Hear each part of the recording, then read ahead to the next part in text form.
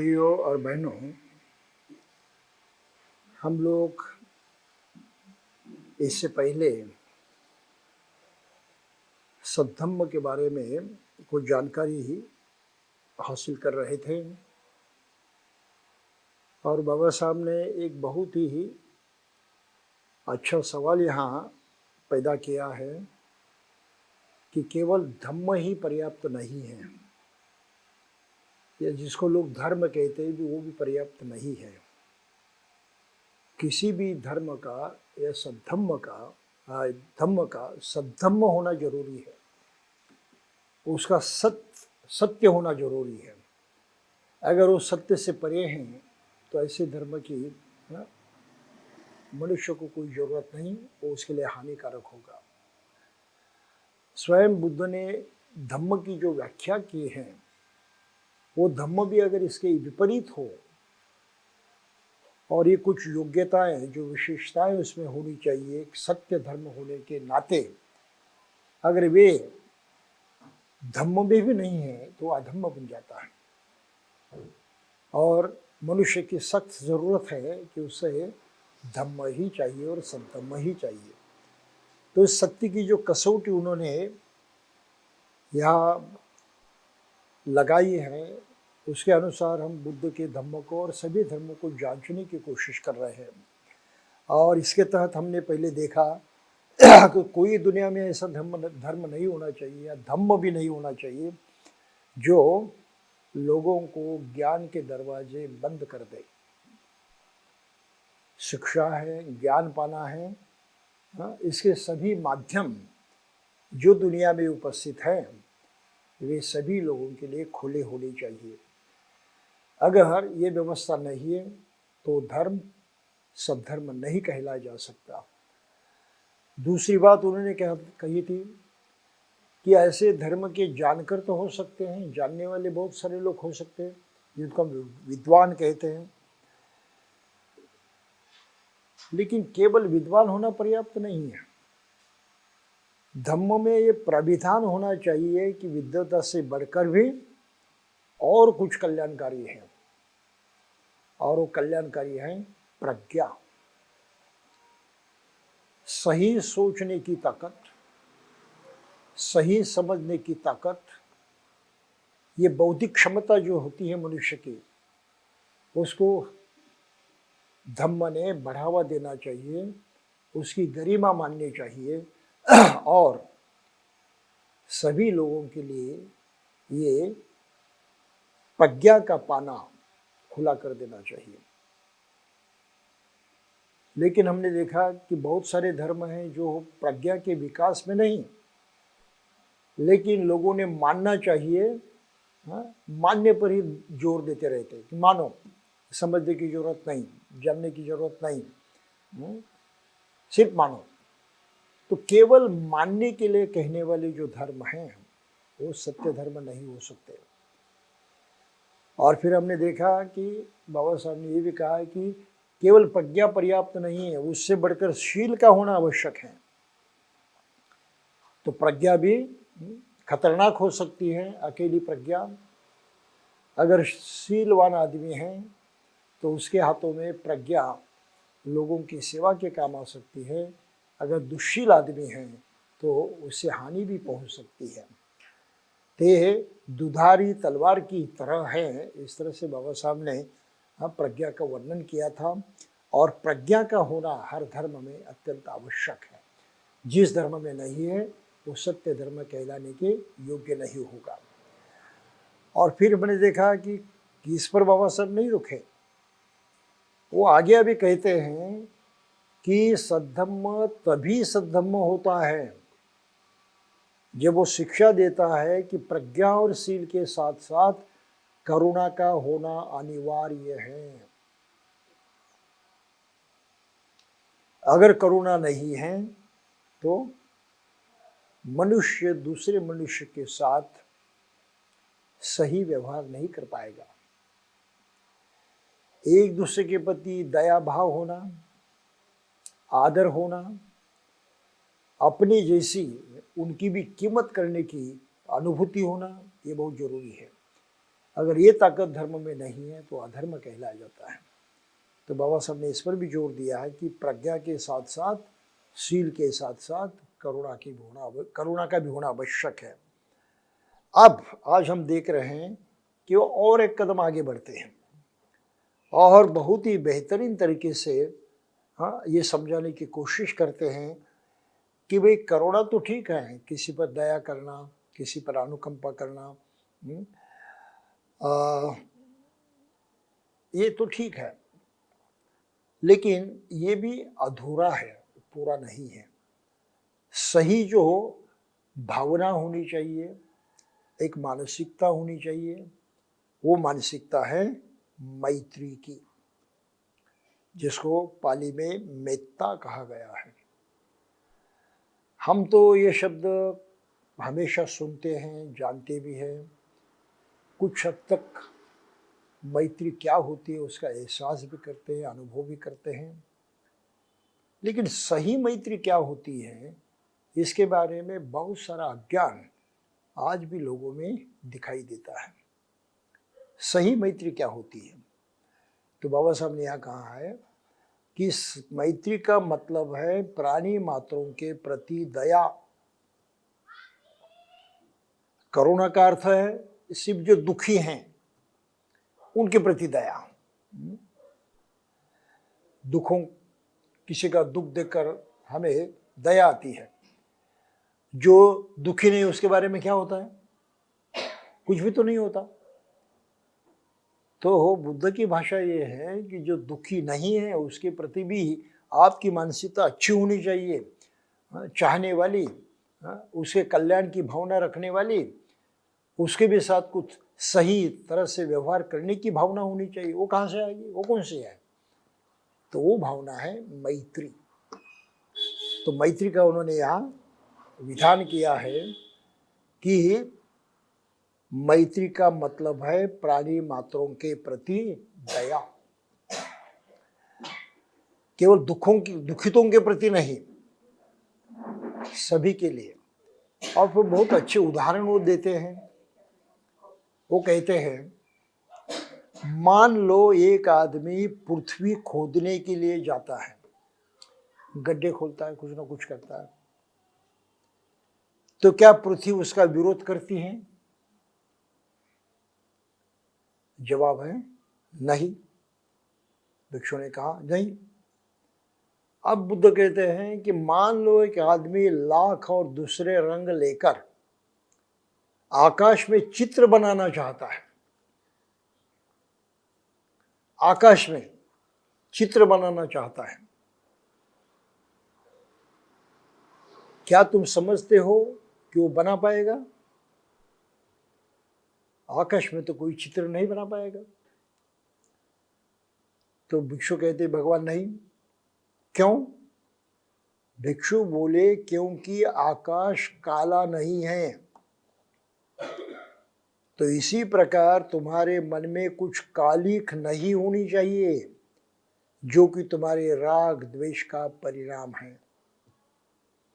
मान लो एक आदमी जलती मशाल लेकर गंगा नदी में आग लगाने जाता है, गंगा नदी में आग लगाने जाता है, तो क्या वो आग लगा सकेगा? भिक्षुओं का जवाब था नहीं भगवान। क्यों? क्योंकि गंगा जल में जलने का गुण नहीं है, आग नहीं लगेगी। फिर बुद्ध ने कहा, भिक्षुओं, जैसे पृथ्वी आघात अनुभव नहीं करती और विरोध नहीं करती, जिस प्रकार हवा में किसी प्रकार की प्रतिक्रिया नहीं होती, जिस प्रकार गंगा नदी का जल आगड़ी से अप्रभावित रहकर बहता रहता है, इसी प्रकार है भिक्षुओं, यदि तुम्हारा कोई अपमान भी करे, यदि तुम्हारे साथ कोई अन्याय भी करे, तो भी तुम अपने विरोधियों के प्रति मैत्री की भावना अपनाए रखो। ये मैत्री की भावना है। दूसरा चाहे कुछ भी बर्ताव करे, लेकिन हमारा उस तरफ देखने का तरीका जो है, भावना जो है, ये अपनेपन की होगी। तो ये अपनेपन की भावना को ही बुद्ध ने मैत्री भावना कहा है। ये करुणा से बढ़कर है, ये बुनियादी है, मूलभूत है। और फिर कहते हैं कि मैत्री की भावना है भिक्षु हमेशा प्रभावित रहनी चाहिए। तुम्हारा मन पृथ्वी की तरह दृढ़ हो, वायु की तरह स्वच्छ हो और गंगा नदी की तरह गंभीर हो। यदि तुम मैत्री का अभ्यास करोगे तो कोई तुम्हारे साथ कैसा भी अप्रीतिकर व्यवहार करे, तुम्हारा चित्त विचलित नहीं होगा, क्योंकि विरोधी लोग शीघ्र ही थक जाएंगे, तुम थकने वाले नहीं होंगे। तो इस तरह से उन्होंने मैत्री का बयान किया है। इस मैत्री को हमें समझना चाहिए। तो हम तो मैत्री करते हैं, दोस्ती करते हैं किसके साथ? जो हमारी मानते हैं। हम जिस प्रकार की भावना रखते हैं, विचार रखते हैं, सोच रखते हैं, वही उसी प्रकार के रखते हैं, तो हम उसे मित्र मानते हैं, मित्र बन जाते हैं। लेकिन हमारी सोच भी एक दूसरे से नहीं मिलती है, लेकिन वो तो आदमी है, मनुष्य है, तो उसके प्रति हमारी भावना क्या होती है? ये कोई पराया है, इससे हमें कोई लेन देन नहीं है। तो यहीं पर यह सवाल आता है कि ऐसे लोगों से भी हमारी लेन देन है, इसलिए कि उनके साथ हमें रहना है, कहीं ना कहीं उनके संपर्क में आना ही है। हमेशा के लिए हम उनसे दूर नहीं रह सकते। और वो जो भी ये दुनिया में काम करते हैं, उनका भी कुछ ना कुछ योगदान हमें मिलता है। मान लीजिए वो किसी सरकारी सेवा में है, और वो जो सेवा जो है, मान लीजिए कि साफ सफाई करने की सेवा है, रास्ते साफ कर देते हैं, सब कार साफ सफाई कर देते हैं। हम समझते हैं इनकी नौकरी है, उनका धंधा है, उनका काम है, वो करते हैं, हमें क्या सरोकार पड़ा है उससे। लेकिन चूंकि वो रास्ते साफ करते, गंदगी हटाते हैं, उस मात्रा में हमारा फायदा होता है, ये हमारे हित में होता है, हमारे लिए उपकारी होता है। तो उनकी वो जो सेवा है, उसको सेवा को हम पराये नहीं समझ सकते। ये पराये, मुझसे कोई लेन देन नहीं, ऐसा नहीं समझ सकते, प्रत्यक्षात न भी हो, लेकिन उनकी सेवा जो है हमारे काम आने वाली है। हम उससे जुड़े हैं, हम उस पर निर्भर हैं, हम उसके बगैर ठीक से नहीं रह पाते। कौन स्वच्छ करेगा, कौन सफाई करेगा अगर उसका नहीं होगा तो इस तरह से मैत्री सभी के लिए होना चाहिए, ये मुख्य तत्व है। और ये मैत्री सभी के लिए तब होगी जब यहाँ बाबा साहब ने जैसे कहा है कि सभी प्राणी मात्रों के प्रति हमें अपने जैसा सोचकर जुड़ना चाहिए, तब उसको मैत्री कहते हैं। और इसका एक उदाहरण उन्होंने दिया है कि एक समय श्रावस्ती में विदेशिका नाम की एक संपन्न स्त्री रहती थी, रईस, जिसकी ख्याति थी कि वो बड़ी सुशील, बड़ी शांत है। उसकी एक नौकरानी थी जिसका नाम काली था। वो बड़ी दक्ष, सुबह उठकर अपना काम करने वाली थी। एक दिन काली ने सोचा कि क्या मेरी मालकिन को, जिसकी इतनी ख्याति है कि क्रोध ही नहीं आता, वह अपना क्रोध प्रकट नहीं करती, अथवा मैं अपना काम अच्छा करती हूं इसलिए उसका क्रोध अप्रकट होता है, उसके मन में शक हुआ। तो उसने क्या किया, दूसरे दिन विलंब से उठी। मालकिन बोली, काली, उसने कहा, हाँ मालकिन, तू इतनी देर करके क्यों उठी? उसने कहा, मालकिन कुछ बात नहीं है। उसने कहा, दुष्ट लड़की, कहते हैं कुछ बात नहीं। कहते हुए मालकिन गुस्से के मारे धुधवाने लगे। यदि वो क्रोध को प्रकट नहीं होने देती, किंतु भीतर तो क्रोध था ही, क्योंकि मैं अपना काम बहुत अच्छी तरह करती हूँ, मालकिन इसका क्रोध अप्रकट रखती है, तो मैं उसकी परीक्षा करूंगी। ऐसा सोचकर वो दूसरे दिन भी देर से उठी। मालकिन बिगड़ गई, तो इतनी देर से क्यों उठी? मालकिन कुछ बात नहीं है। दुष्ट लड़की कहती है कुछ बात नहीं है, कहते हुए मालकिन और भी अधिक भिन भिनाए। तीसरे दिन भी वो देर से उठी, तो इतनी देर से क्यों उठी? मालकिन कुछ खास बात नहीं है। दुष्ट लड़की, इतनी अधिक देर से उठना कुछ बात ही नहीं है। इतना कहकर और गुस्से में आकर मालकिन ने दरवाजे की अर्गल निकालकर लड़की के सिर में मारी। लड़की के सिर से खून बहने लगा। खून बहते हुए अपने फटे सिर को लेकर लड़की चिल्ला चिल्ला कर पड़ोसियों को सुना रही थी। पड़ोसियों को, देखो रे लोगों, अपनी शांत मालकिन कैसी है, देखो देखो रे लोगों, अपनी क्रोध रहित मालकिन कैसी है। इतनी सी बात पर कि उसका काम करने वाली लड़की देर से उठी, वो क्रोध से इतनी पागल हो गई कि दरवाजे की अर्गल निकालकर मेरे सिर में दे मारी और उसे फोड़ दिया। तो इस तरह से हम लोग दिखावा तो बहुत कर सकते हैं, लेकिन सही मैत्री तब प्रकट होती है जब कोई हमें बुरी तरह से हमसे कोई बुरी तरह से बर्ताव करने लगता है। जब तक बुरा बर्ताव नहीं होता तब तक सब कुछ ठीक है, तब दोस्ती कायम। लेकिन थोड़ा सा बिगड़ गया तो दोस्ती खत्म। तो ये दुनियादारी हम अच्छी तरह से जानते हैं। तो दोस्ती हम बहुत कम जानते हैं, सही में जानते ही नहीं। मैत्री जिसे कहते हैं बहुत कम जानते हैं। ऊपर ऊपर से जो हमारे अनुकूल हैं वहां तक मैत्री है, हमारे प्रतिकूल बात हो गई, मैत्री खत्म हो गई। तो बुद्ध ने कहा कि इस तरह की मैत्री नहीं होना चाहिए। चाहे कुछ भी हो, चाहे कुछ भी हो, अपमान भी क्यों ना हो, अपना नुकसान भी क्यों ना हो, लेकिन मैत्री की जो भावना है, उनके प्रति अपनेपन की जो भावना है, वो नष्ट नहीं होनी चाहिए। तो आगे तथागत ने कहा, मैं उस भिक्षु को मैत्री भाव संपन्न नहीं कहता जो केवल भोजन वस्त्र प्राप्त करने के लिए मैत्री प्रदर्शित करता है। भोजन वस्त्र पाने के लिए मैत्री प्रदर्शित करता है, ऐसे भिक्षु को मैं मैत्री भाव संपन्न नहीं समझता। उसे ही सच्चा भिक्षु कहता हूं जिसकी मैत्री का मूल स्रोत उसका धम्म है।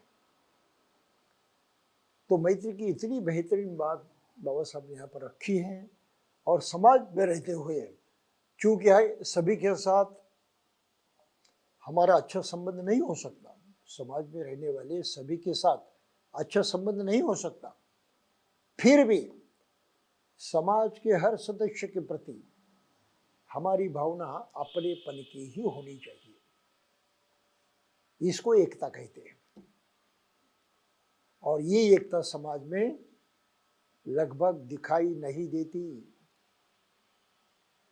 किसी भी धर्म का समाज इस तरह की एकता को नहीं जानता, नहीं पहचानता।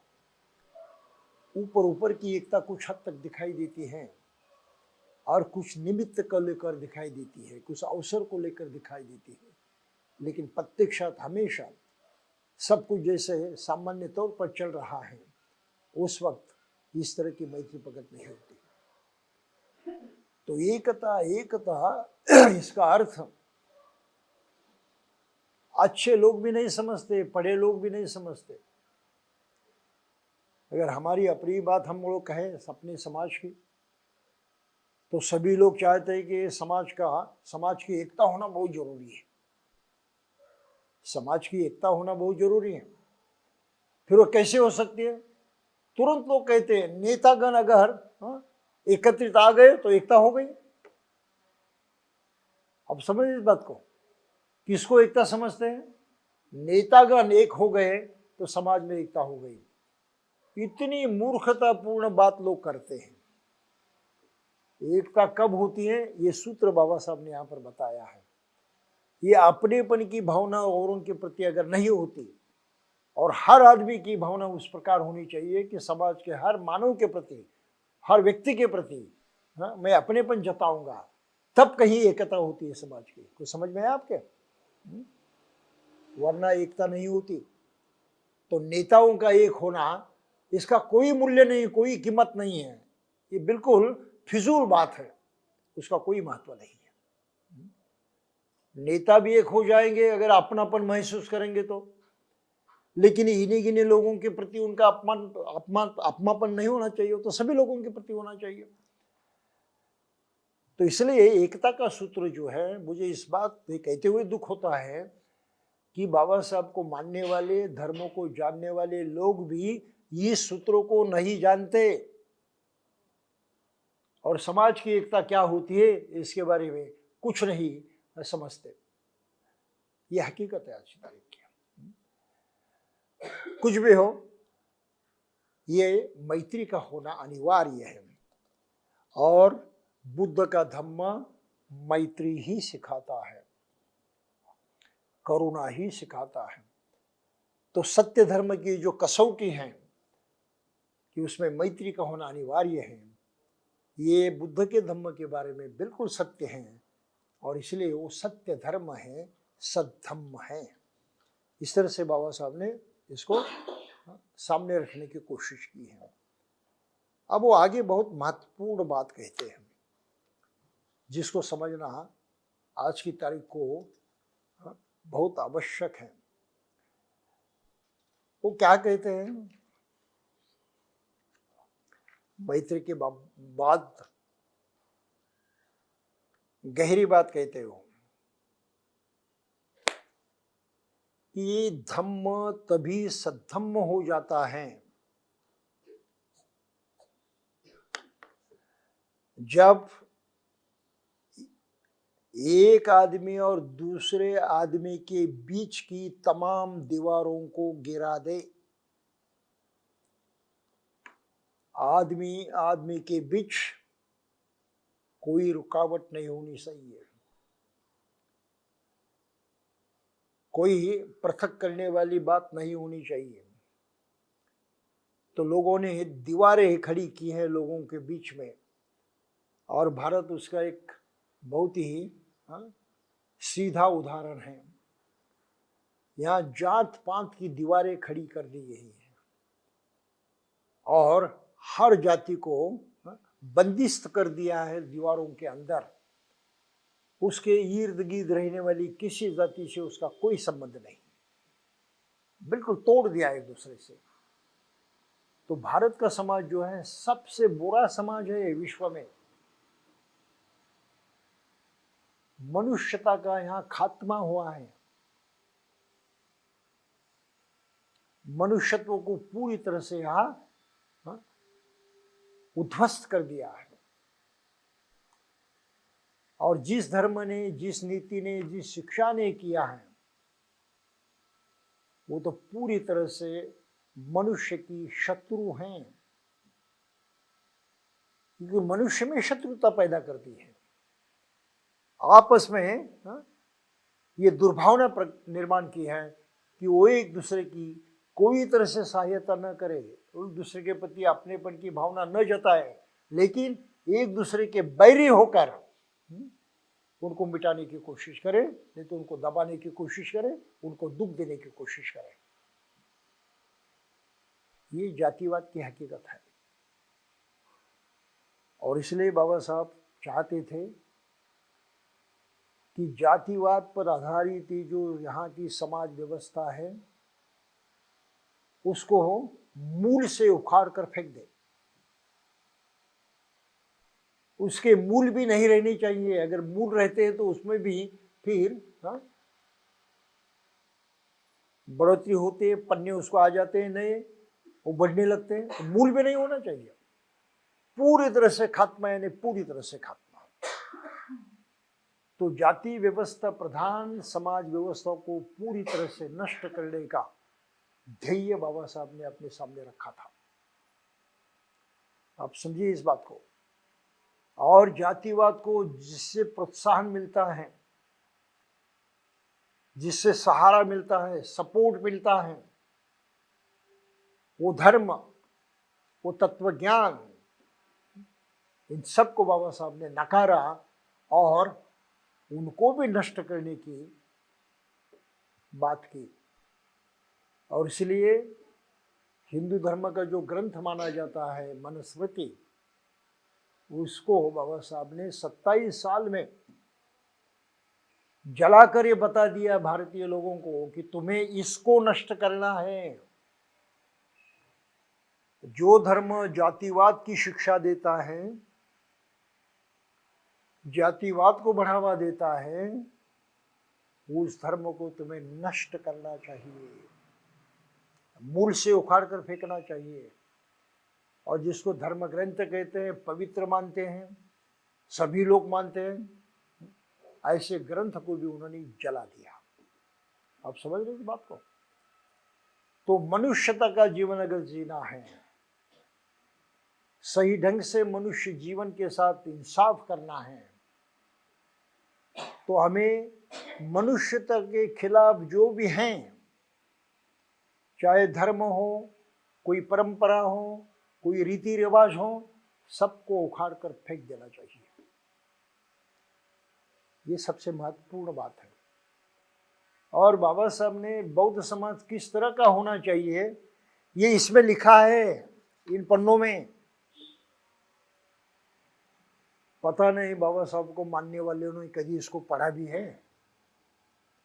अगर पढ़ा होगा तो उनके दिमाग में तो बिल्कुल नहीं गया। इसलिए बाबा साहब की इस मान्यता को उन्होंने कबूल भी नहीं किया, उसको अमल में भी नहीं लाया, यहाँ तक कि उसको लोगों के सामने भी प्रकट नहीं किया, किताबों में ऐसे ही दबा कर रख दिया है। तो मैं सभी अम्बेडकरवादियों को इस तरह से दोषी ठहराता हूँ। वो निश्चय दोषी हैं कि उन्होंने बाबा साहब के साथ इंसाफ नहीं किया, उनकी सत्य बात को उन्होंने कबूल नहीं किया, खुद समझे नहीं, फिर अमल में लाने की तो बात ही दूर रही। तो इस पन्ने को हमें बहुत अच्छी तरह से समझना है। और ये सभी मानवों के उद्धार का एकमात्र कार्यक्रम है। मानव जाति का कल्याण इस शिक्षा को अपनाए बगैर नहीं हो सकता। और इसलिए इसमें जो बाबा साहब ने लिखा है ये बहुत मायने रखता है। सीधी सीधी बात की है उन्होंने, कोई हिचकिचाहट नहीं है। वो कहते कि एक आदर्श समाज क्या होता है। ब्राह्मणों के अनुसार वेदों ने आदर्श समाज की परिभाषा की है, और क्योंकि वेद स्वतः प्रमाण हैं और उसमें कोई गलती नहीं हो सकती, इसलिए आदमी का आदर्श समाज वही है जो वेदों में वर्णित हैं। ये किसने कहा? ब्राह्मणों ने कहा, ब्राह्मण ग्रंथों ने लिखा है। और क्या लिखा है उन्होंने, कौन सी बात कही है? वेदों में जिस आदर्श समाज का विधान किया गया है उसको चातुर्वर्ण कहते हैं। कि 4 वर्ग होते हैं समाज में, ब्राह्मण, क्षत्रिय, वैश्य और शूद्र, और उनका सामाजिक दर्जा जो है उसके अनुपात में ऊंचा और नीचा होता है। और फिर बाबा साहब अपडेट करते कि सबसे ऊपर है ब्राह्मण, उसके नीचे क्षत्रिय, किंतु वैश्य से ऊपर हैं, उनके भी नीचे हैं वैश्य, लेकिन शूद्रों से ऊपर हैं, और सबसे नीचे हैं शूद्र। तो चातुर्वर्ण से संबंध रखने वाली तीसरी महत्वपूर्ण बात बाबा साहब लिखते हैं कि ब्राह्मण का काम है पढ़ना और पढ़ाना, वैश्य का काम है, क्षत्रिय का काम है शस्त्र धारण करना और लड़ना, वैश्य का काम है व्यापार तथा दूसरे कारोबार करना, और शूद्र का काम है ऊपर के 3 लोगों की सेवा करना, उसके लिए मैले कुचले काम करना। तो कोई एक वर्ग दूसरे वर्ग का पेशा नहीं कर सकता, वो उसके पैसे की सीमा में पैर नहीं रख सकता। तो हर जाति को अपना ही धंधा करना पड़ेगा। जिस तरह से उसको जीने के लिए कहा गया है, जो सीमाएं उसके लिए आंकी गई हैं, बस उसके अंदर रहकर ही उसको जीना होगा। दुनिया में ऐसा नहीं है। और फिर केवल 4 वर्ग ही नहीं रहे, ये हजारों जातियों में बट गए। तो कोई एक वर्ग दूसरे वर्ग का पेशा नहीं कर सकता, वो उसके पेशे की सीमा में पैर नहीं रख सकता। इस आदर्श समाज के सिद्धांत को ब्राह्मणों ने ऊंचा दर्जा दिया और लोगों में इसका प्रचार किया।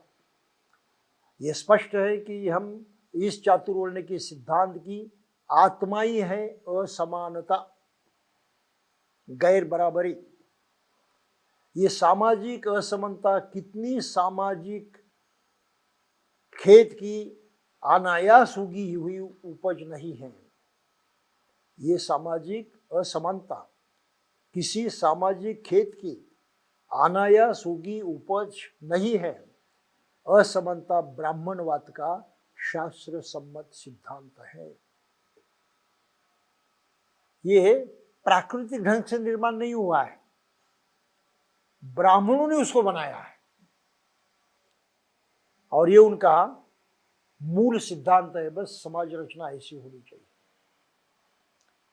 भगवान बुद्ध ने उसका जमकर विरोध किया, मूल से उखाड़ फेंकने की बात कही। और भारत का इतिहास साक्ष्य है कि बुद्ध इस समाज व्यवस्था के सख्त विरोधी थे, सबसे बड़े विरोधी थे। वे समानता के सबसे बड़े समर्थक थे। विषमता को बुद्ध ने जिस ताकत से नकारा, और किसी भारतीय लोगों ने वो काम नहीं किया।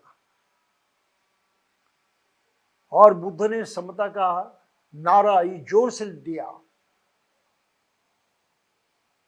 वो और किसी ने नहीं दिया, और वो नारा अब सब दुनिया सुन चुकी है।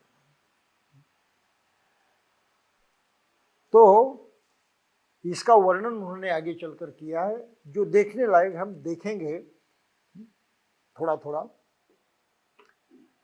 ये कोई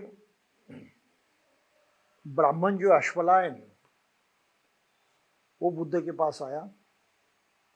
उसने कहा, श्रीमान गौतम, ब्राह्मणों का कहना है कि ब्राह्मणी ऊंचे वर्ग के हैं, शेष सब नीचे हैं। ब्राह्मणी शुक्ल वर्ण है, शेष सब कृष्ण वर्ण है। पवित्रता या सूचित का वास केवल ब्राह्मणों में ही है, अब्राह्मणों में नहीं। केवल ब्राह्मण ही ब्रह्मा के औरस पुत्र हैं, उनके मुख से उत्पन्न, उनके रचे हुए, उनके पैदा किए हुए तथा उनके उत्तराधिकारी। श्रवण गौतम, आपका इस विषय में क्या कहना है? तो तथागत ने उत्तर दिया, बहुत ही अच्छा है, अश्वलायन सूत्र में आता है। पहली बात उन्होंने कही है बिल्कुल जोर से, अश्वलायन, क्या ब्राह्मणों की ब्राह्मण स्त्रियां, पत्नियां ऋतुमती नहीं होती, गर्भधारण नहीं करती और संतान का प्रसव नहीं करती? सीधा सा सवाल है। आज की तारीख को हमारे दिमाग में भी नहीं आता ऐसा पूछना चाहिए। हम कबूल करते हैं, हाँ ब्राह्मण श्रेष्ठ है। अरे भाई क्यों मानते हो? तो मूर्खता है। बुद्ध ने उस वक्त सवाल पूछा कि क्या ब्राह्मण पत्नियां ऋतुमती नहीं होती, गर्भधारण नहीं करती, संतान प्रसव नहीं करती? वो होते हुए भी क्या ब्राह्मणों का कहना है कि ब्राह्मण ही ऊंचे वर्ग के हैं? कैसे कह सकते हो तुम? इतना बड़ा तमाशा बुद्ध ने पहले ही झटके में लगा दिया है। हम सोचते भी नहीं इसके बारे में। तो अश्वलायन ने कहा, ये तो ऐसा ही है भगवान, लेकिन तब भी ब्राह्मण कहते कि वे सबसे ऊंचे हैं। तो बुद्ध तुरंत उनको दूसरा सवाल पूछते हैं, अश्वलायन, यदि एक क्षत्रिय एक ब्राह्मण कन्या से सहवास करे तो संतान मानव संतान ही होगी अथवा उन दोनों के संयोग से कोई जानवर जन्म ग्रहण करेगा? अभी बोलो, कितना तीखा सवाल है कि ब्राह्मण से के साथ कोई क्षत्रिय अगर सहवास करे तो उन दोनों के मिलन से मानव संतान होगी या जानवर पैदा होगा? इतना तीखा सवाल बुद्ध ने किया है। अश्वलायन को मानना पड़ेगा, उसके पास कुछ जवाब नहीं था, चुपचाप बैठा। आज हमें सवाल उठाते ही नहीं, हम जातिवाद को मान लेते। कोई कहता मैं अमुक जाति का, अरे भाई किस लिए अमुक जाति का? ये सच्चाई देख। इस मूर्खता में फंसे रहना कोई बुद्धिमानी नहीं है। आज की तारीख को भी हमारी हिम्मत नहीं होती बुद्ध जैसे सवाल उठाने की। कुछ समझ रहे आप बात? फिर कहा कि जहां तक नैतिक उन्नति कर सकने की बात है, तो क्या एक ब्राह्मण मात्र ही अपने आप को राग द्वेष से मुक्त कर सकता है और एक क्षत्रिय नहीं, एक वैश्य नहीं, एक शूद्र नहीं? राग द्वेष से मुक्त कौन हो सकता है? केवल ब्राह्मण? ये तो हकीकत नहीं है, ये तो सच्चाई नहीं है। हर कोई मुक्त हो सकता है। सही है, ये तो हमारा अनुभव है, हर दम दिखाई देने वाली ये सच्चाई है। और फिर भी कहते थे कि ब्राह्मण सबसे श्रेष्ठ है, सारा सार झूठ है। तो बुद्ध ने उनका झूठपन उनके ही मुंह पर मारा। इस तरह से क्या समझते हो तुम? अश्वलायन बोला, अरे 4 ही लोगों वर्ण के लोग राग द्वेष से मुक्त हो सकते हैं। और फिर अश्वलायन ने उनसे कहा, बुद्ध ने कहा, अश्वलायन, क्या तब तुमने कभी सुना है कि यवन और कंबोज देश में तथा अन्य पड़ोसी देशों में भी 2 तरह के वर्ग होते हैं? एक स्वामी का वर्ग होता है, मालिक का वर्ग होता है, और दूसरा कर्मकर यानी दास का वर्ग होता है। एक आर्य दास बन सकता है और एक दास, एक आर्य भी बन सकता है और एक दास भी बन सकता है। तो भारत को छोड़कर आसपास के किसी भी देश में जाति व्यवस्था ही नहीं। फिर भी भारत के लोग क्यों मानते हैं? अक्ल के मारे। आप समझिए इस बात को। केवल धर्म के नाम से इस तरह से बेहुदा बातों पर विश्वास करना ये मूर्खता है, उसमें कोई ज्ञान नहीं है। केवल मूर्ख ही आदमी इस तरह से व्यवहार कर सकता है। और ये अगर हम कहें तो इस तरह से मान्यता रखने वाला हर आदमी मूर्ख है, तो उसमें ज्यादती नहीं है, वो सत्य है, सत्य ही है। फिर बुद्ध कहते हैं कि यदि तुम्हारा चातुर्वर्ण एक आदर्श समाज है तो फिर सभी देशों में क्यों नहीं भाई? ये आदर्श है, सबसे अच्छा है, तो पूरे मानव जाति में ऐसा समाज होना चाहिए। तो पूरी दुनिया में क्यों नहीं ऐसा समाज? यहीं पर ही क्यों? अश्वलायन के पास उसका कोई जवाब नहीं था। बुद्ध ने उस वक्त जो प्रश्न उठाए हैं और जातिवाद को इस तरह से ललकारा है, हम आज की तारीख के ऊपर समझ नहीं पा रहे हैं, ये हमारी कमजोरी है। बाबा साहब को मानने वाले ढेर सारे लोग जाति में फंसे हैं, जात को ही मानते हैं। महार खुद को महार समझता है, चमार चमार समझता है। ये तो आज की तारीख की हकीकत है। भी सीखे क्या तुम? और इससे भी बुरी बात है कि बौद्धों में भी उपजातियां हैं, वो भी जाति नहीं छोड़ना चाहते। तो हमें समाज में रहने की ही कोई जरूरत नहीं है। अगर इस व्याधि से, इस रुग्णता से हम मुक्त नहीं हो पा रहे, मानसिक रुग्णता है, ये मनोविकार है, इस मनोविकार से अगर हम नहीं मुक्त हो पा रहे हैं तो हमें मानकापुर के दवाखाने में जाना चाहिए। ये पागल खाना, वो पागल खाना ही हमारे लिए सही जगह है। समाज हमारे लिए सही जगह नहीं है। हर पढ़े लिखे आदमी ने इस पर सोचना चाहिए। ये मेरा कहना है। समझो, जानो, अपने जीवन को बर्बाद कर रहे हो और आपके साथ साथ इतने ढेर सारे लोगों के भी जीवन को बर्बाद कर रहे हो। बाबा साहब ने सीखने के लिए कहा, क्या सीख रहे हो? जो ये सीखना चाहिए वो सीखना ही नहीं चाहते, तो तुम्हारी शिक्षा का कोई मतलब नहीं, कोई महत्व नहीं। पेट पालने के लिए ही तुम्हारी शिक्षा काम आई है, उससे अधिक नहीं। तुम्हारी शिक्षा ने तुमको मनुष्य नहीं बनाया, इंसान नहीं बनाया, सही आदमी नहीं बनाया। तो इस प्रकार की शिक्षा जो है कोई मायने नहीं रखती। फिर दूसरा भी एक आदमी था, वासेटम का एक ब्राह्मण था, वो भी तथागत के पास गया। उसने भी इसी तरह से वार्तालाप किया बुद्ध के साथ। बुद्ध ने भी उसको पूरी तरह से फटकारा। उसने उसको पहला सवाल पूछा,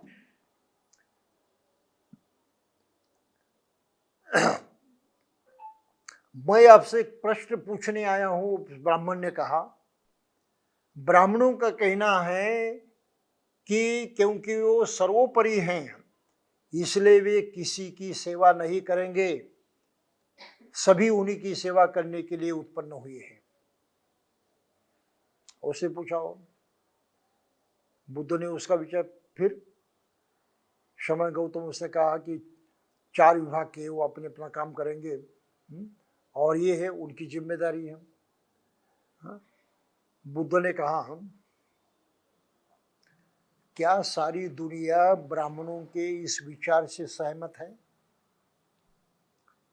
ब्राह्मणों का ये सिद्धांत सर्व दुनिया जो है, सारी दुनिया है, उसने कबूल किया है?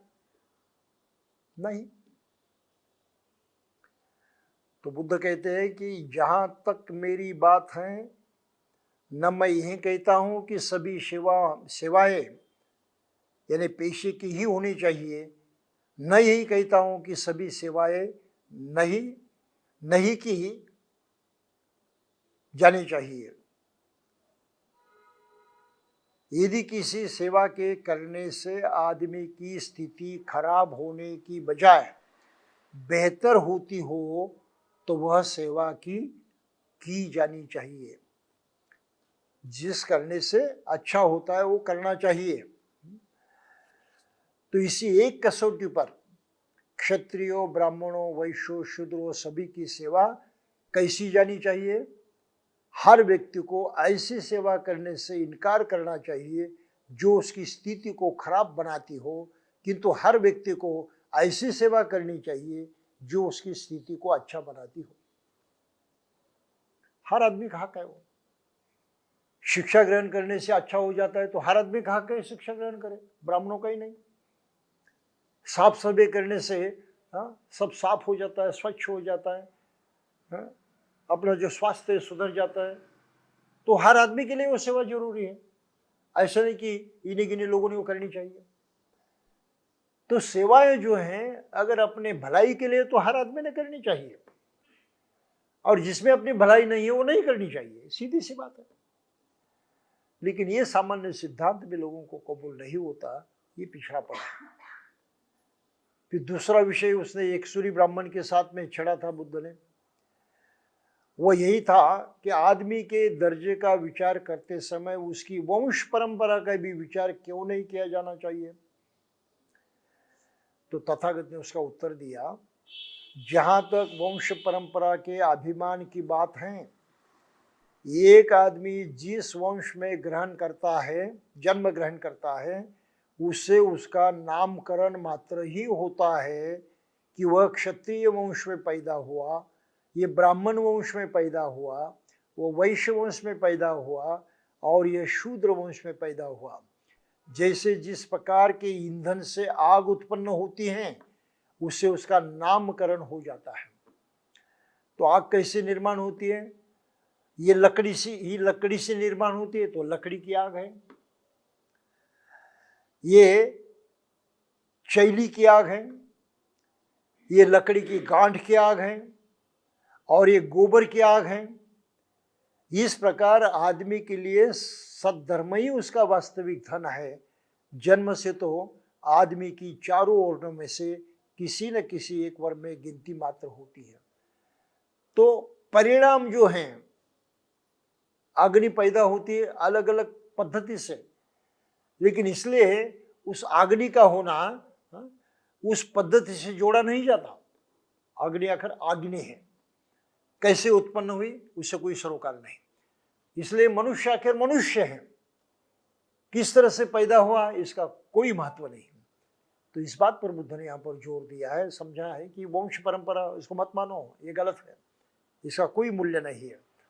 और फिर उन्होंने तीसरी बात कही कि जीने के लिए हम व्यवसाय करते हैं, काम करते हैं। तो ब्राह्मणों के लिए भिक्षा, क्षत्रियों के लिए तीर कमान, वैश्यों के लिए व्यापार तथा पशुपालन, शूद्रों के लिए बहंगी पर धान ढोना, और उनके लिए, और यदि उनमें से कोई अपना पेशा छोड़कर किसी दूसरे पेशे का काम करता है तो उसके लिए अच्छा नहीं है, ठीक नहीं, ऐसा कहा जाता है।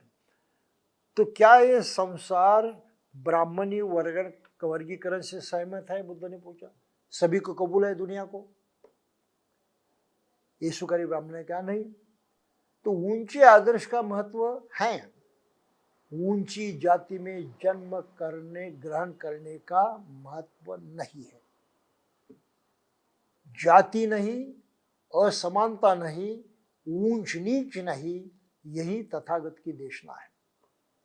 दूसरे के साथ अपने आप को एक करो, यही सोचो जैसे वे हैं वैसा मैं हूं, जैसा मैं हूं वैसे वे हैं। तो इस तरह के आदर्श समाज की रचना करने पर बुद्ध ने सारा जोर दिया है। और इसकी तरफ बुद्ध के बाद अच्छाई तो बहुत हुई, लेकिन ये सिलसिला आगे जारी नहीं रहा। बुद्ध धर्म यहीं से हट गया और आधुनिक काल में बुद्ध की शिक्षा को ही अपनाकर बाबा साहब ने ये विचार दोबारा सामने रखा है कि आज की तारीख को दुख से अगर मुक्त होना है तो हमें नए प्रकार का समाज जो है निर्माण करना चाहिए। और जो अनाहिलेशन कास्ट में उन्होंने लिखा है, कैसा समाज होना चाहिए? स्वतंत्रता, समता और बंधुता पर आधारित समाज होना चाहिए। और भारत के संविधान में यही सूत्र दिए गए हैं। भारत के संविधान में यही सूत्र दिए गए हैं कि सभी लोग समान माने जाएंगे, कोई ऊंच नहीं, कोई नीच नहीं। तो ब्राह्मणवाद को ठुकरा दिया है संविधान के तहत, पहली बात। दूसरी बात, सभी लोगों को हक दिया एक समान। हर आदमी चाहे कौन सी भी जाति में, किसी भी परिस्थिति में है, जन्मा क्यों न हो, वो भारत का नागरिक रहेगा। हक है इस देश का स्वामी बनने का, वो स्वामी है, मालिक है इस देश का, क्योंकि यहां पर वो पैदा हुआ है, उसको अपना कर नहीं सकते। और फिर देश का कारोबार कैसे चले, ये ठहराने का उसका भी हक है, अपना मत देने का, चयन करने का। तो इसलिए हर आदमी के लिए एक मत देने की ताकत यहां पर दी गई है। भाई तुम्हारा भी अधिकार है, ये देश का शासन कैसे चले, ये कारोबार कैसे चलाया जाए, तुम्हारा भी हक है, सोचो, तुम्हारा मत दे दो। सभी के लिए प्रावधान किया गया है, ये सबसे महत्वपूर्ण बात है। और सभी के सामने सभी का मूल्य, योग्यता एक ही मानी गई है। मनुस्मृति में ऐसा नहीं है। मनुस्मृति में अगर कोई ब्राह्मण किसी का कत्ल करता है, जान से मार देता है, तो उसके लिए सजा क्या है? सिर्फ उसकी जो प्रॉपर्टी है वो शासन ने अपने कब्जे में कर लेना और उसको देश से बाहर निकाल देना, और कुछ नहीं। लेकिन अन्य लोगों की सजाएं अलग अलग हैं। वैश्य अगर कत्ल करता है तो हो सकता है उसको जान से मारा जाएगा, लेकिन शूद्र करता है तो उसको बिल्कुल मारा ही जाएगा। कत्ल करने के कारण तो उसको मारा जाएगा जान से। इतना ही नहीं, उसे उस तुलना में जो छोटे छोटे अपराध हैं वो करने से भी उसकी जान लेते हैं। ये यहाँ का प्रावधान है। जैसे उन्हें सीखने की कोशिश की, सीखना ब्राह्मणों का अधिकार है, शूद्र का नहीं है। तो शूद्रों के लिए शिक्षा क्या है, यानी सजा क्या है? सीखना बंद करो, वहां से निकाल दो, बस काम हुआ है। उससे अधिक सजा देने की जरूरत नहीं है, प्रतिबंधी करना है। लेकिन नहीं, इस पर नहीं रुका ब्राह्मणी धर्म। शूद्र का उसने कत्ल किया। उन्हें वेद के मंत्र सुने, इसका मतलब यह है कि उन्हें शिक्षा पाने की कोशिश की है। सुनकर तो कान में उसके शीशा पिघला कर डाल दो। कान में शीशा पिघला कर नहीं, केवल गर्म पानी, उबलता हुआ गर्म पानी भी अपने कान में डालो तो आदमी मरने वाला है। ये मृत्युदंड है। शूद्र को सीखने का अधिकार नहीं है। उसने वेद मंत्रों का उच्चारण किया तो उसकी जीभ काटी जाती है, और जीभ काटने पर आदमी जीवित रहता है, ऐसा कोई प्रमाण नहीं है। आधुनिक काल में हो सकता है कि उसको दोबारा जोड़ा जा सकता है, लेकिन पुरा जमाने में तो वो जीवित रह नहीं सकता था, तो मृत्यु दंड दिया जाता था। इस बात को हमें समझना बहुत जरूरी है।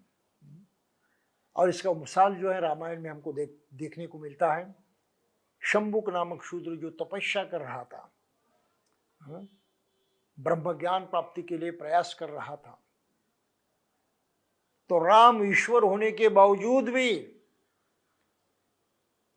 उसके पास गया और उसका उन्होंने सर कलम कर दिया। और आजकल हम ढेर सारे प्रकार देखते हैं अन्य अत्याचार के। शूद्र आदमी अगर घोड़े पर सवार हुआ तो उसको भी मारा जाता है। राजस्थान में तो फिलहाल बहुत ही बुरी बात हुई, एक ने अपनी मूंछ रखी थी तो उसको भी मारा, उस पर भी अन्य अत्याचार किया।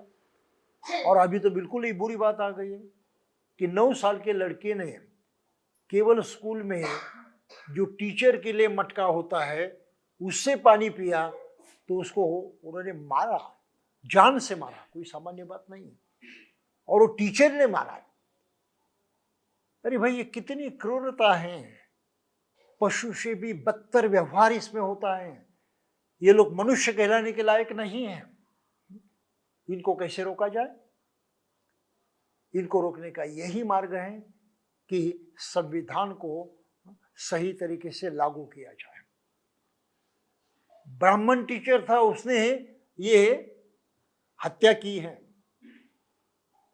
और उसकी रक्षा में ब्राह्मण लोग आए हैं, नहीं को उसको सजा नहीं होनी चाहिए। ये कितनी धृष्टता है, कितना अहंकार है। ये मनुष्यत्व के खिलाफ जो होता है उसे तो बचना भी चाहिए और उसको रोकना भी चाहिए।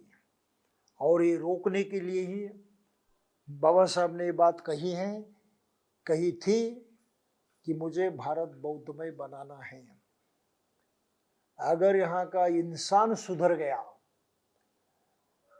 एक मनुष्य होने के नाते वो मनुष्य धर्म को मानने लगा, उसके अनुसार कुछ आचरण करने लगा, तभी यहाँ पर मनुष्यता स्थापन होगी, सभी के लिए न्याय संभव होगा, किसी पर अन्याय अत्याचार होने की गुंजाइश नहीं रहेगी। तो ऐसे नए समाज का निर्माण करना बाबा साहब के जीवन कार्य का प्रमुख उद्देश्य था, और इसलिए उन्होंने कहा कि मुझे भारत बौद्ध में बनाना है। तो सवाल पैदा होता है कि बाबा साहब को मानने वाले क्या इस बात को समझ रहे हैं? क्या आज तक उन्होंने इस बात को समझा है? क्या उन्होंने इस बात को अमल में लाने की कोशिश की है? सही ढंग से वो बौद्ध बने हैं? बौद्ध समाज का निर्माण करने में उन्होंने कुछ योगदान दिया है? बिल्कुल नहीं।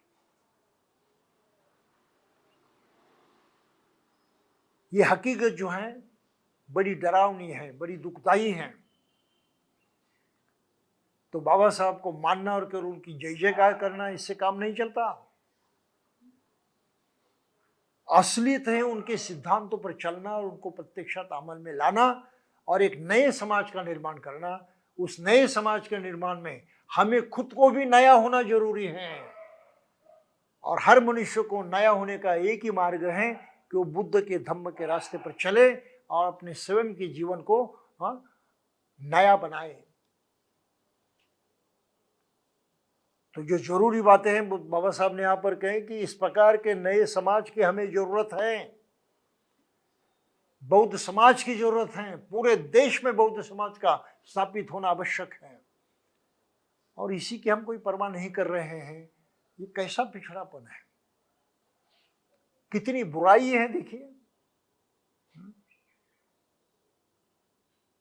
तो इन सभी बुराइयों को अगर उखाड़ कर फेंकना है तो हमें बाबा साहब के इस कहने को कबूल करना पड़ेगा और उस पर प्रत्यक्षात अमल करना पड़ेगा। बगैर उसके हम आगे बढ़ नहीं सकते। तो अंत में वो कहते हैं, असमानता का नियम जीवन का नियम बनाना चाहिए। कहते कुछ लोग कहते हैं हाँ, लेकिन बुद्ध ने इसका उत्तर दिया नहीं। प्रश्न ये है कि जो आदमी जीवन संघर्ष में टिके रहने के लिए योग्यतम है, क्या समाज के दृष्टिकोण से भी वही आदमी श्रेष्ठतम है? अलग सवाल पैदा किया। जीवित रहने की ताकत उस जिसमें है वो जीवित रहेगा, जिसमें नहीं वो मर जाएगा। तो जिसकी ताकत है वही श्रेष्ठ होगा। बुद्ध ने इसको नकारा है। नहीं, केवल बल उसके पास नहीं है इसलिए उसको जीने का अधिकार नकारना चाहिए, यह अन्याय है, ये गलत है। केवल बलशाली है उसको ही जीने का अधिकार है, उसको भी ऊंचा माने बड़ा माने, ये गलत है। तो उन्होंने यहां पर स्पष्ट रूप से कहा है कि हर जन्म पाने वाले आदमी को जीने का अधिकार है, वो नकारा नहीं जा सकता और उसको ऊंचा नीचा नहीं कहा जा सकता। इसी बात को महाराज शाहू छत्रपति जी ने बहुत ही अच्छी तरह से समझाई है। उन्होंने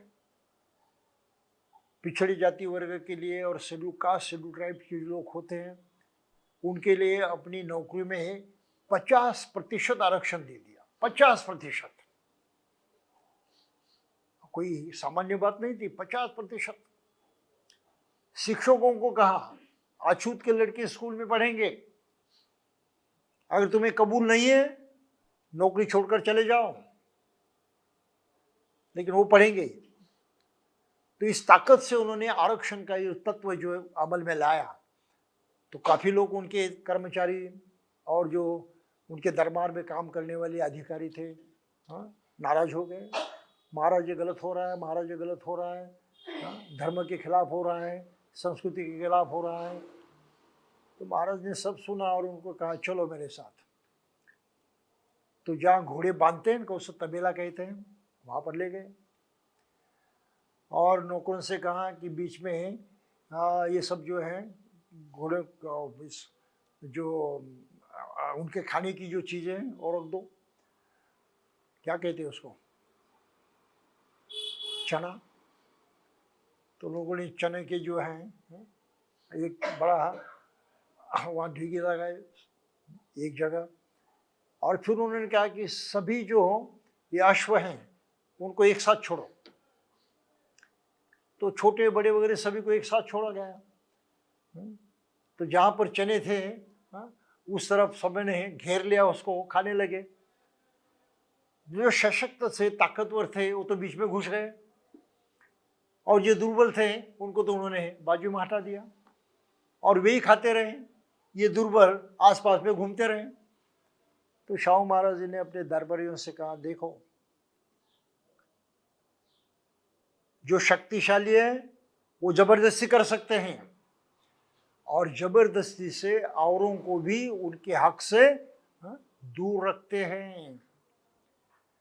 तो ये जो इर्द गिर्द घूमने वाले हैं अश्व, उनको जीने का अधिकार नहीं है, उनको खाने का अधिकार नहीं है, होना ही चाहिए। तो इनकी खास व्यवस्था करनी जरूरी है, उनको विशेष रूप से इस तरह से खाना देना जरूरी है। अगर विशेष ढंग से उनको सुरक्षा देकर उनकी परवरिश नहीं की तो ये जिंदा नहीं रहेंगे। तो उनका जीने का हक छीन लेना ये उचित नहीं है। तो इसलिए ब्राह्मणों का जो कहना था कि सभी समान नहीं हो सकते, ऊंचे तो ऊंचे हैं, बिल्कुल गलत है। जो ऊंचे हैं उनको ही अधिकार है, बिल्कुल गलत है। जो शक्तिशाली है बस उनको ही अधिकार है, वही ऊंचे है, बिल्कुल गलत है। इसको कभी माना ही नहीं जा सकता, और वो इंसानियत का तत्व भी नहीं हो सकता। तो इस तरह से समता पर आधारित नए समाज का निर्माण करना जो बुद्ध धम्म के तत्वों के अनुसार ही हो सकता है, ये बाबा साहब का सबसे बड़ा सपना था, जीवित कार्य था। तो बाबा साहब को मानने वालों को बाबा साहब के जीवित कार्य से ईमानदारी रखनी होगी, और ईमानदारी से उनके दिखाए हुए मार्ग पर चलना चाहिए। ये उनकी अपनी जिम्मेदारी है। इस जिम्मेदारों को हमें अगर नहीं पहचाना तो हमारे लिए कोई भविष्य नहीं इस देश में, मनुष्यता के लिए कोई भविष्य नहीं है इस देश में। सो मनुष्यत्व को अगर कायम रखना है तो मनुष्य में जो अपनापन है उसको जताना जरूरी है, उसको और मजबूत करना जरूरी है। और ये काम जो है बुद्ध के शिक्षा के अलावा और कोई नहीं कर सकता। दुनिया का कोई धर्म इसमें काम नहीं आ रहा है, ये हकीकत है आज की तारीख को। और इसलिए बुद्ध धर्म को विश्व के सभी थोर चिंतक लोग जो हैं, महापुरुष हैं, वो विश्व धर्म मानते हैं। बुद्ध का धम्म ही विश्व का धम्म होने के लायक हैं, ऐसा खुद अल्बर्ट आइंस्टाइन, जो दुनिया के सबसे बड़े वैज्ञानिक माने जाते हैं, उन्होंने स्पष्ट रूप से कहा है। दूसरा कोई दुनिया का धर्म जो है वो विश्व का धर्म नहीं हो सकता, सभी लोगों का धर्म नहीं हो सकता। केवल बुद्ध की शिक्षा ही उसके काबिल है, उसके योग्य है, और वही विश्व धर्म होने के लायक है, ये उन्होंने स्वयं कहा है। तो हमें इन सत्य बातों की तरफ ध्यान देना चाहिए, उस पर सोचना चाहिए, उसको अपनाना चाहिए, और उस ढंग से अपने जीवन को ढालने की हमें कोशिश करनी चाहिए। तो मैं समझता हूँ आज के लिए बस इतना ही काफ़ी है। हम यहीं पर रुकेंगे, कल हमें और भी आगे महत्वपूर्ण बात देखनी है, लेकिन वो कल के लिए, तब तक के लिए जय भीम।